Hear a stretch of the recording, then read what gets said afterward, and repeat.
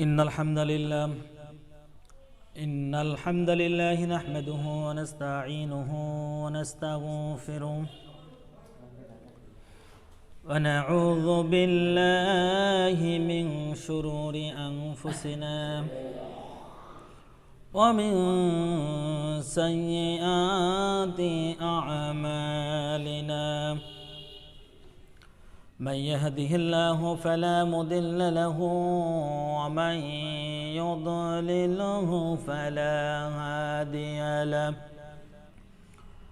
ونشهد أن لا إله إلا الله وحده لا شريك له ونشهد أن سيدنا وسندنا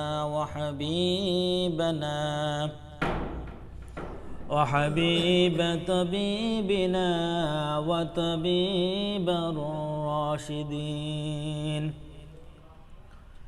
الذي أرسله بالحق بشيرا ونذيرا وداعيا إلى الله بإذنه وسراجا وقمرا منيرا أما بعد فقد قال الله تعالى في كلامه المجيد وفرقانه الحميد সবাই আমার সাথে পড়েন আউযু বিল্লাহি মিনাশ শাইতানির রাজীম বিসমিল্লাহির রাহমানির রাহিম قل اللهم مالك الملك تؤتي الملك من تشاء وتنزع الملك ممن تشاء وتعز من تشاء وتذل من تشاء بيدك الخير إنك على كل شيء قدير إن الله وملائكته يصلون على النبي يا أيها الذين آمنوا صلوا عليه وسلموا تسليما اللهم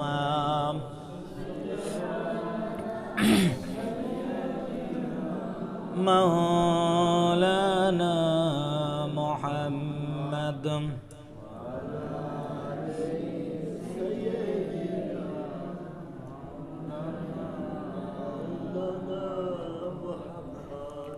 আলহামদুলিল্লাহ আল্লাহ পাকের দরবারে আমরা লাখো কোটি শুকরিয়া আদায় করব যে আল্লাহ সুবহানাহু ওয়া তাআলা আমাদেরকে এই কাজের সময় অনেক ব্যস্ততার মধ্য দিয়ে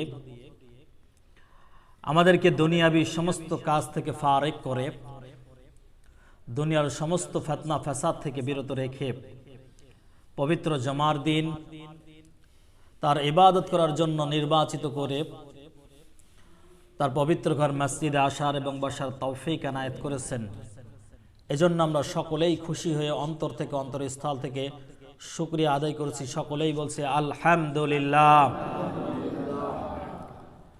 বিশ্বনবী মানবতার মুক্তির দিশারি সাইয়্যিদুল মুরসালিন খাতামুন নবিয়্যিন সেই নবীর প্রতি সালাম ও দুরূদ প্রেরণ করছি। আমরা সকলেই বলছি সাল্লাল্লাহু আলাইহি ওয়াসাল্লাম। সম্মানিত উপস্থিতি, পবিত্র জুমার দিন 1টা বেজে গিয়েছে। আমাদের উপস্থিতির সংখ্যা খুবই কম। উপস্থিতির সংখ্যা কেন কম যদি জিজ্ঞাসা করি তাহলে আপনি বলবেন যে হুজুর কাজের সময় তো, এখন ধান পান নিয়ে মানুষ খুব ব্যস্ত আছে, এজন্য উপস্থিতির সংখ্যা খুব কম। আসলে আমাদের যে কয়েকদিন আগে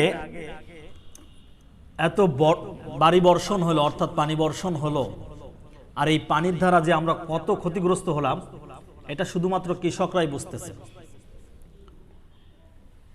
এই ক্ষতিগ্রস্ত কেন হলাম, কেন করলো?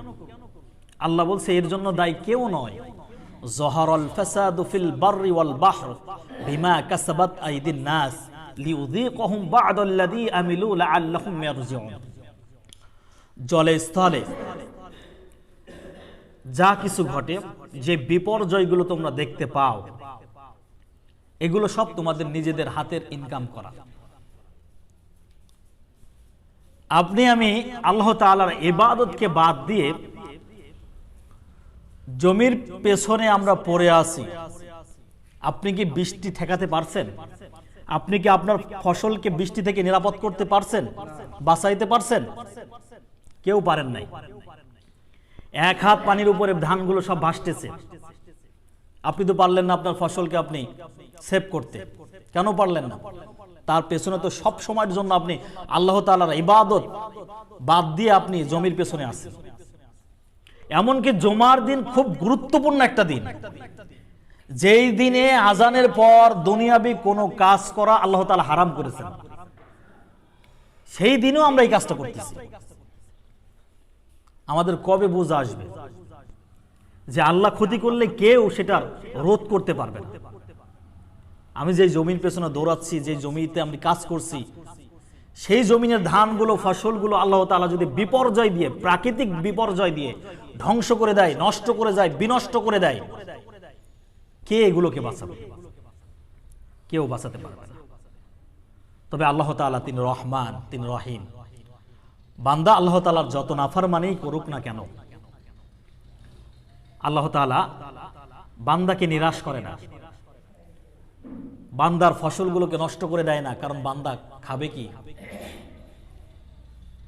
বান্দা খাবে আর আমার শুকরিয়া করবে আর আমার ইবাদত করবে। এই জন্য আল্লাহ তাআলা আমাদেরকে কিন্তু রিজিক দিয়েছেন।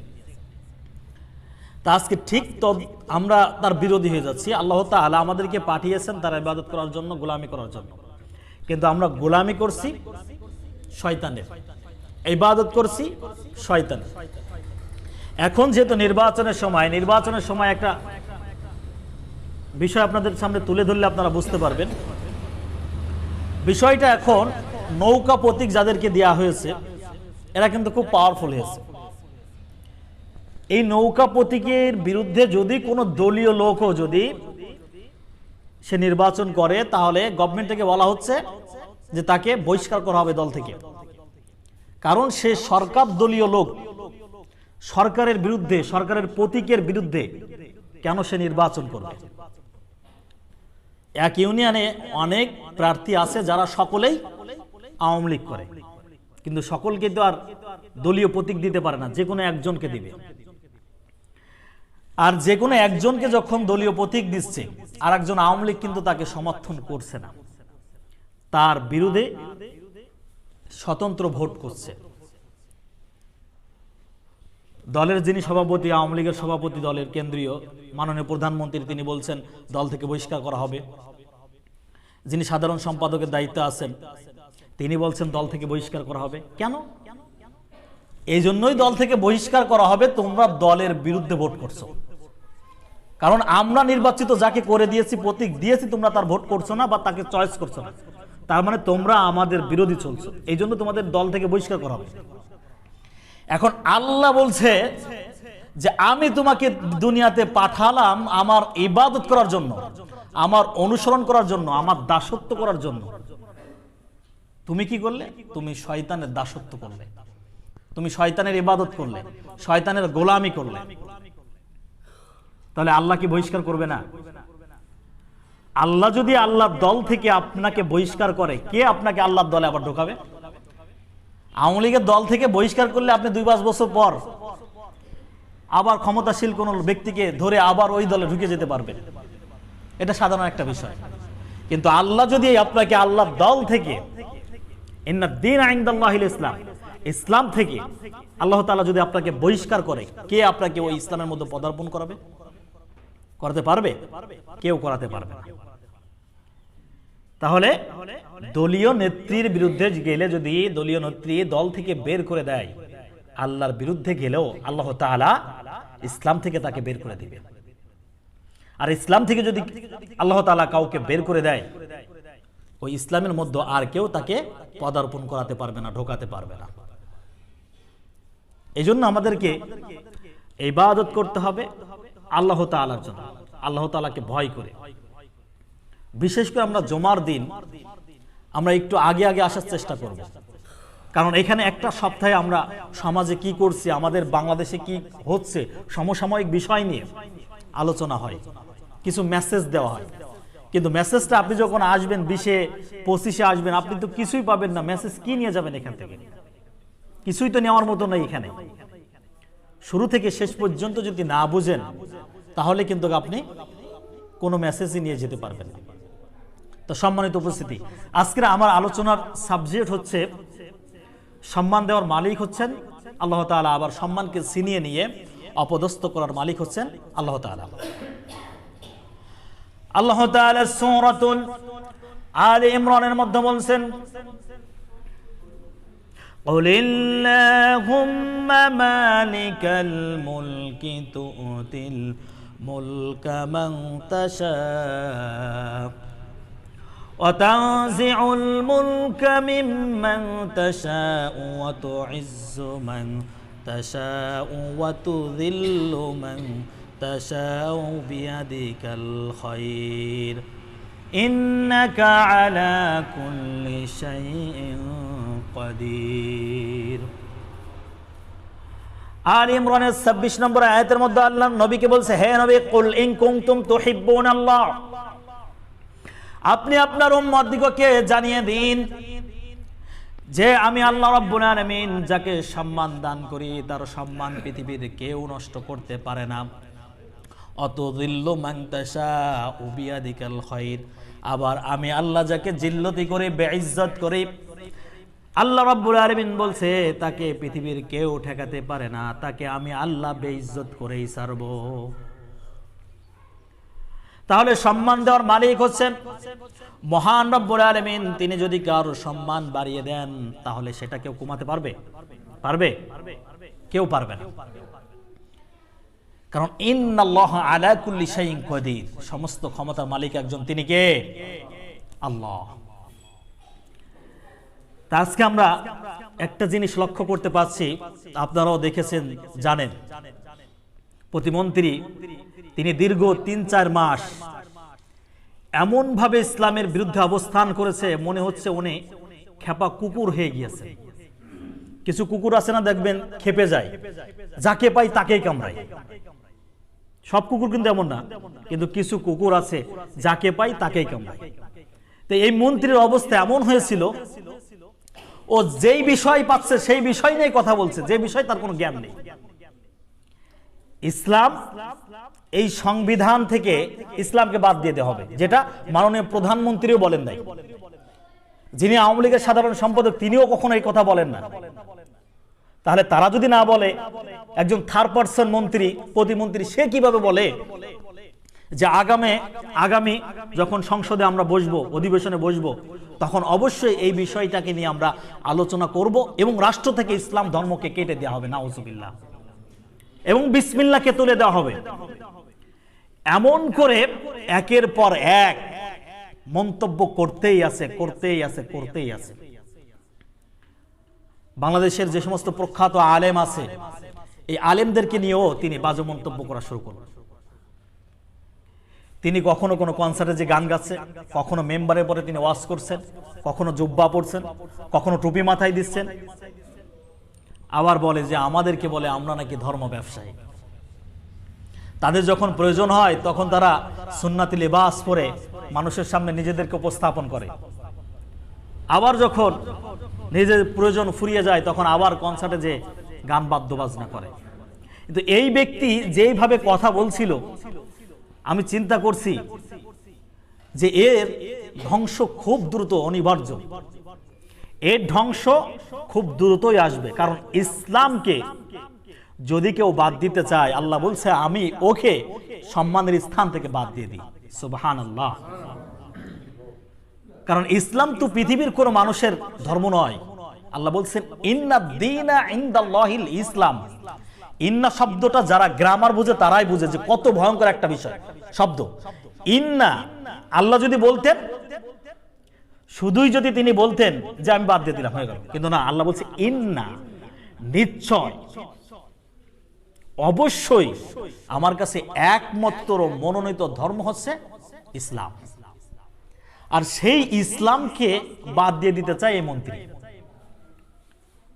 এখন দেখুন, ইসলামকে নিয়ে বাজে মন্তব্য করলো, আলেমদেরকে নিয়ে বাজে মন্তব্য করলো, বাংলার জমিনে ইসলাম রাখা হবে না, মৌলবাদীদেরকে রাখা হবে না, এই মন্তব্য করার পরপরই 2-3 মাসের মধ্যে আল্লাহ তাআলা এমন বেইজ্জত করলেন, এমন অপদস্থ করলেন, এই মন্ত্রী দেশ ত্যাগ করতে বাধ্য হলো। সুবহানাল্লাহ। কারণ এগুলো দেশের মধ্যে থাকলে দেশে যে কোনো সময় গজব পড়বে। এগুলো দেশ থেকে বাইরে হয়ে যাওয়ায় আমাদের জন্য কি মঙ্গল।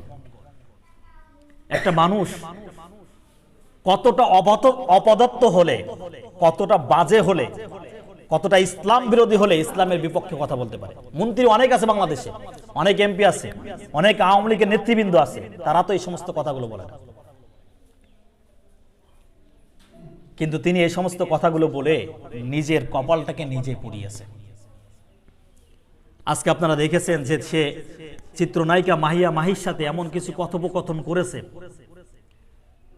যেটা সাধারণ কোনো মানুষ শুনে সহ্য করতে পারবে না। এত বাজে মন্তব্য, এত বাজে খারাপ কথা বলেছে যেটা কোনো নর্তকীদের মুখেও আপনি পাবেন না। যার কারণে মাননীয় প্রধানমন্ত্রী তিনাকেও ধন্যবাদ জানায় যে তিনি সঙ্গে সঙ্গে পদক্ষেপ নিয়েছেন, তিনাকে দল থেকে বহিষ্কার করার কথা বলেছেন যে অতি দ্রুত যেন সে দল থেকে বহিষ্কার করলাম এমন একটা দরখাস্ত লিখে জমা দেন। আলহামদুলিল্লাহ, তার মতো মূর্খ মন্ত্রীকে মাননীয় প্রধানমন্ত্রী বরখাস্ত করেছে দল থেকে, এই জন্য আমরা শুকরিয়া করি।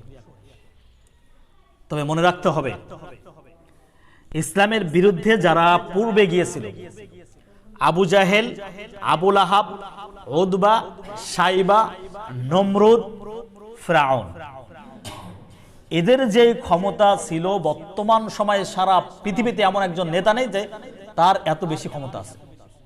আমেরিকা বলেন আর যে কোনো রাষ্ট্রের প্রধানমন্ত্রী বলেন না কেন, ফিরআউনের যে ক্ষমতা ছিল তার কিঞ্চিত ক্ষমতাও তাদের নাই। আল্লাহ তাআলা সেই ফিরআউনকে শুধুমাত্র ইসলামের বিরোধিতা করার কারণে, ইসলামকে হেয় প্রতিপন্ন করার কারণে, নবী রাসূলদেরকে অসম্মান করার কারণে, তাদের বিরুদ্ধে বাজে মন্তব্য করার কারণে আল্লাহ তাআলা পৃথিবী থেকে তাদেরকে অপমানিত করে, লাঞ্ছিত করে দুনিয়া থেকে বিদায় করেছে। কেউ বাঁচাতে পারে নাই, ঠিক কিনা? আবু জেহেলকে মারলো কে? যুদ্ধের ময়দানে মুআজ বিন মুআজ, ছোট্ট ছোট্ট দুটা বাচ্চা, এত বড় ক্ষমতাশীল লোক, আল্লাহ তাআলা দুইটা বাচ্চা দিয়ে তাকে দুনিয়া থেকে ধ্বংস করলো। নমরুদকে কি করলো? নমরুদকে আল্লাহ তাআলা জুতা পিটা করতে করতে দুনিয়া থেকে বিদায় করেছে। ফিরআউনকে আল্লাহ তাআলা সামান্য পানির মধ্য দিয়ে তার সম্প্রদায়কে ধ্বংস করে দিয়েছে। কারূনকে কি করলো? কারূনকে আল্লাহ তাআলা মাটির সঙ্গে, মাটির ভিতরে তার সম্প্রদায় এবং তার যত সম্পদ ছিল সবকিছু আল্লাহ তাআলা মাটির নিচেই ডাবিয়ে দিলেন। কে ঠেকাবে? ইসলামের বিরোধিতা যারা করবে, আপনি নিঃসন্দেহে ভেবে নেবেন এগুলোর জন্মসূত্রে কোনো ভুল ছিল। কারণ মুসলমান, বিশেষ করে মুসলমান যারা ইসলামের বিরোধিতা করবে, চিন্তা করতে হবে যে এর জন্মসূত্রে কোনো ভুল ছিল। কারণ এটা আমার কথা না, এটা আল্লাহ তাআলার কথা। ইসলামের বিরোধিতা তারাই করে যাদের জন্মের ত্রুটি আছে। আপনি বলবেন যে মন মতো বললেন নাকি? আল্লাহ তাআলা সূরাতুল কলমের মধ্যে বলছে ওয়াতুল্লিম বাদা যালিকা জানিম আন কানা যা মালি ওয়া বানিন। এটা আমার কথা নয়, এটা আল্লাহ তাআলার কথা। কারণ ইসলামের বিরোধিতা করবে পৃথিবীর সবচেয়ে নিকৃষ্ট ঘৃণিত ব্যক্তিরা। আর যারা ইসলামের বিরোধিতা করেছে তাদের অবস্থা খুব খারাপ হয়েছে। তারা অপমানিত হয়ে, লাঞ্ছিত হয়ে দুনিয়া থেকে বিদায় হয়েছে। আজকেও এই ডক্টর মুরাদ, সেও এমন লাঞ্ছিত হয়েছে। গতকালকে দেখলাম একটা ছবি ভাইরাল হয়েছে যে সে ক্যাপ পরে মাথায় মুখে মাস্ক পরে মাথা নিচু করে এয়ারপোর্টে যাচ্ছে, অথচ আজ থেকে 1 সপ্তাহ আগে মিডিয়ার সামনে বুকে সাহস করে ইসলামের বিরুদ্ধে কথা বলেছে, জোর গলায় কথা বলেছে, আজকে তার মাথাটা নিচু হয়ে গেছে শুধুমাত্র ইসলামের বিরোধিতা করার কারণে। এজন্য ইসলামের বিরোধিতা করা যাবে না এবং যারা করবে তাদের সমর্থন করা যাবে না। যদি তারা তাদের সমর্থন করে তারাও কিন্তু ওভাই গুনাহগার হয়ে গেল। আপনি বলবেন হুজুর আমি তো দল করি, আমি আপনাকে বলি আপনি আওয়ামী লীগ করেন কিন্তু আওয়ামী লীগের কোন নেতা নেত্রী আপনার বাবাকে গালি দিল, আপনার মাকে গালি দিল, আপনি কি কখনো এটা ভালো মনে নেবেন? না, আমার দলের নেত্রী দিয়েছে, আমার বাবাকে গালি দিচ্ছে, কি তার আপনি যত নিকৃষ্ট হন না কেন, আপনার বাবা তুলে গালি দিয়েছে, আপনার মা তুলে গালি দিয়েছে, আপনি কখনো ওই দল করবেন না, আপনি কখনো ওই দলকে সাপোর্ট করবেন না। কেন? ও আমার দলের লোক হতে পারে, কেন আমার পিতাকে গালি দিল, কেন আমার মাকে গালি দিল, আমি ওই দল করব না, ওই দলের সমর্থন করব না। তাহলে আপনার মা বাবাকে যদি গালি দেয় আপনি দল ত্যাগ করতে পারছেন? আল্লাহ বলছেন পৃথিবীতে যতক্ষণ পর্যন্ত তুমি তোমার স্ত্রী সন্তান এমনকি তোমার নিজের থেকেও বিশ্বনবীকে যত ভালোবাসতে না পারবে, তোমার নিজের থেকেও যদি ভালোবাসতে না পারো বেশি, তাহলে তুমি মুমিন হতে পারবে না। তাহলে আপনার নেতা নেত্রী বিশ্বনবীকে গালি দিচ্ছে, বিশ্বনবীকে নিয়ে বাজে মন্তব্য করছে, আল্লাহকে নিয়ে বাজে মন্তব্য করছে, আপনি সেই দল কিভাবে করেন?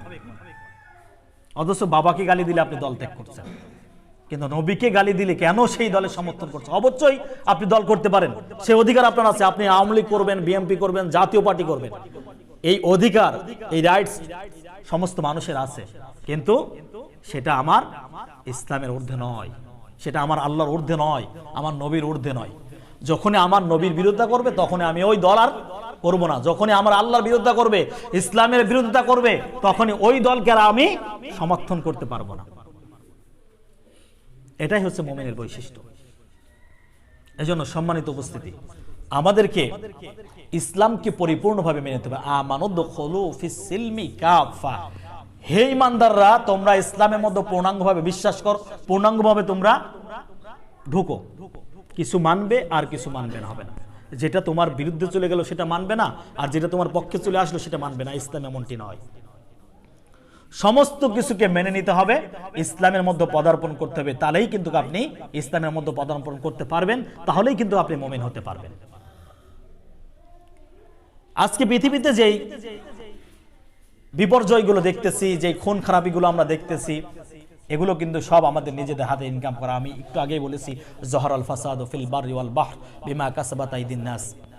আজকে ইসলামকে যদি আমরা মেনে নিতাম তাহলে এত বাধার সম্মুখীন আমরা হতাম না, এত ঝামেলার মধ্যে আমরা পড়তাম না। আজকে খুনের আসামি হয়ে দেখেন বুয়েটের যে ছাত্র 20 জনকে ফাঁসির রায় দেওয়া হয়েছে। গত 2 বছর আগে সম্ভবত আবরারুল হককে কুষ্টিয়ার একে হত্যা করা হয়েছিল, সিসি ক্যামেরায় সেটা রেকর্ড ছিল। দীর্ঘ 2 বছর লেগে গেল, তারপরও তারা জাস্টিস পেল, এটা আলহামদুলিল্লাহ। তা বুয়েটে যারা চান্স পায়, এটা আমরা সবাই জানি বাংলাদেশের সবচেয়ে দামি প্রতিষ্ঠান বুয়েট, সেখানে সাধারণ কোনো ছেলে কিন্তু চান্স পায় না। তাহলে আজকে 20টা ছেলেকে ফাঁসির রায় দেওয়া হলো, 5টা ছেলেকে যাবজ্জীবন দেওয়া হলো, আর একটা ছেলেকে তো তারা মেরেই ফেললো আবরারকে। মোট 26 জন। আপনি মনে করতে পারেন এই 26 জন এক একজন এক একটা কম্পিউটার, এক একজন এক একটা বৈজ্ঞানিক, এরা এত মেধাবী ছাত্র ছিল, কেন এই 26 জনের জীবন নষ্ট হলো? প্রশ্নের উত্তর দিতে পারবেন? পারবেন না। কেন 26টা জীবন নষ্ট হলো? কেন 26টা প্রতিভা নষ্ট হয়ে গেল? যদিও বা তাদের দৃশ্য দেখে অন্তর কেঁদে যাচ্ছে, কিন্তু খুন করেছে যখন তার সাজা তো নিতে হবে। ওই ছেলেটাকে যখন খুন করেছিল, ওই ছেলেটা বাঁচার জন্য অনেক আর্তনাদ করেছিল, কিন্তু এর জন্য দোষ কাদের? এর জন্য আজকে আমরা আমাদের অসুস্থ রাজনীতি দায়ী। ছাত্র রাজনীতি এরশাদের সময়, তিনার সময় নিষিদ্ধ করার কথা ছিল, আর এই জন্য হয়তো তিনার পতন হয়েছিল। ছাত্রদেরকে ব্যবহার করে আজকে রাজনীতিকে আজকে প্রভাবিত করতেছে, অথচ আপনি গরিব মানুষ, আপনার সমস্ত সম্বলটুকু দিয়ে আপনার ছেলেকে আপনি ইউনিভার্সিটিতে পাঠিয়েছেন, কিন্তু ইউনিভার্সিটিতে যেয়ে আপনার সন্তান যদি রাজনীতির সাথে না জড়ায়, তাদের সাথে যদি না চলে, তাহলে ওই সন্তানকে ওই ইউনিভার্সিটিতে থাকতে দেবে না, পড়ালেখা করতে দেবে না, সুস্থভাবে থাকতে দেবে না। এটা হবে কেন? আমাদের সন্তানরা সেখানে পড়ালেখা করতে গিয়েছে, মারামারি করতে নয়, রাজনীতি করতে নয়। আজকে যদি আমাদের রাজনীতি ব্যবস্থা, শিক্ষা ব্যবস্থা যদি আজকে এমন হতো, ইন্না দ্বীনা ইনদাল্লাহিল ইসলাম, ইসলামের মোতাবেক হতো, তাহলে আজকে 26টি প্রাণ নষ্ট হতো না, 26টি ছেলে নষ্ট হতো না, 26টি প্রতিভা আমাদের থেকে বিলুপ্ত হতো না। এই জন্যই আমাদেরকে সমস্ত ক্ষেত্রে ইন্না দ্বীনা ইনদাল্লাহিল ইসলাম, আমাদেরকে এই ইসলামকে মেনে নিতে হবে আমাদের সর্ব জায়গায়। যদি আমরা মেনে নিই, তাহলেই আমরা সফল কাম হতে পারবো। আর যদি ইসলামকে বাদ দিয়ে কিছু করতে যাই, তখনই কিন্তু আমরা অপমান, অপদস্থ হব, আমরা আসামি হয়ে যাব, ফাঁসির কাস্টে ঝুলতে হবে। এইভাবেই কিন্তু আমরা পতন হয়ে যাব। এজন্য ইসলাম ছাড়া আমাদের কোনো পথ নেই। এক হচ্ছে ইসলাম। ইসলামের বিরুদ্ধেই যারা যাবে, ইসলামের বিরোধী যারা চলবে, তাদের সাথে আমরা চলবো না, তাদের সাথে কোনো সম্পর্ক আমরা রাখবো না। ইসলামকে যারা ভালোবাসে, ইসলামকে যারা প্রমোট করতে চায়, ইসলামকে যারা মনে এবং প্রাণে বিশ্বাস করে, আমরা তাদেরকে ভালোবাসবো, তাহলেই আমরা নাজাত পেতে পারি। এজন্য সম্মানিত উপস্থিতি, আমাদেরকে ফলো করতে হবে কোরআনুল কারীম। কোরআনুল কারীম যদি কোনো ব্যক্তি ফলো করে, তাহলে ওর জীবনে ফালা খাউফুন আলাইহিম, কোনো ভয় থাকবে না, ওয়ালা হুম ইয়াহজানুন, ওর জীবনে কোনো চিন্তাও থাকবে না। সুবহানাল্লাহ। সম্মানিত হাজিরিন, আমি সবাইকে শেষ মেসেজটি দিচ্ছি যে আমরা 5 ওয়াক্ত নামাজ আদায় করব। নামাজের মধ্যেই হতে পারে আমাদের আখিরাতের সম্বল। নামাজ বিহীন কোনো সম্বল আখিরাতে হবে না, আল্লাহ তাআলা দরবারে গ্রহণযোগ্যতা পাবে না। এজন্য সকলকে বলি, আপনি যেখানে আছেন, সেই অবস্থায় আছেন, আপনি সালাত আদায় করুন। জমিতে আছেন, আপনি সালাত আদায় করুন। ওখানে আপনি বাড়িতে আছেন, কোনো কারণবশত আসতে পারতেছেন না, আপনি বাড়িতে সালাত আদায় করেন। আপনি দোকানে আছেন, ব্যবসা বাণিজ্য করছেন, সেখানে সালাত আদায় করেন। সালাতের বিকল্প কোনো পথ নাই। জান্নাতে যেতে সালাতের বিকল্প কোনো পথ আমি দেখি না। এজন্য সালাতই পারে আমাদের চরিত্রকে পরিবর্তন করে, সালাতই পারে আমাদেরকে সিরাতাল মুস্তাকিম, সরল সঠিক পথে পরিচালনা করতে এই সালাতই আমাদেরকে সাহায্য করবে। এজন্য সকলকে আমি অনুরোধ করে বলবো, আমরা 5 ওয়াক্ত সালাত আদায় করব এবং আল্লাহ তাআলার বিধান যেটা, সেটা মানব। আল্লাহ তাআলা যেটা নির্দেশ করেছেন সেটাকে মেনে নিব। আল্লাহ তাআলা যেটা বর্জন করতে বলেছে সেটাকে আমরা বর্জন করব। আল্লাহ সুবহানাহু ওয়া তাআলা আমাদের সকলকে এই কথা